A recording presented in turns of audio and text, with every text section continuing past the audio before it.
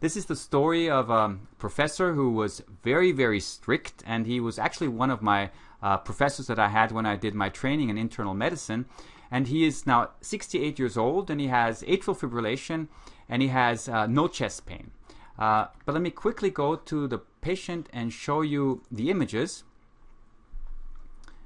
Okay, so these are the images, and my question, to you will be, does the patient have wall motion abnormalities or not? I will lead you through this.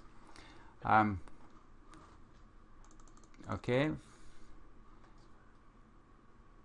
Very difficult to say, actually, right? It's very difficult to say if regional wall motion abnormalities are present. This looks pretty normal. The story was that he had atrial fibrillation, and he came at night when one of the interns was on call to our hospital, to his own hospital, and got an echo done, and there was a suspicion that there is a wall motion abnormality, and obviously the intern was very worried, and he did not want to make a mistake, so he said, okay, let's do a cath study. Even though troponin and ECG was more or less normal with the exception of atrial fibrillation, and he saw these wall motion abnormalities, and he said, okay, we have to bring you to cath. But our professor was very strict and said, no, I will not do it, and said, I will go home. So, he was always very into following guidelines and stuff, but, when it came to himself, he was not really following the guidelines.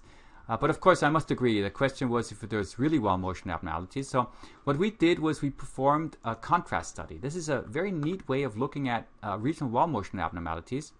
And in this case, we did have the suspicion that there really was something going on here, but we had, we weren't sure. And I wanted to take a look at, first of all, the study that shows you how nice contrast can really help you in looking at regional wall motion abnormalities. And secondly, also ask the question, what would you do in this case? Would you do a cath study? Well, I tell you what we did. We sent him to get a thallium stress test done. And what we found was that truly there was a perfusion deficit in this region. And we confronted the professor with this problem, and his answer was, I don't have any complaints. Why should I do it?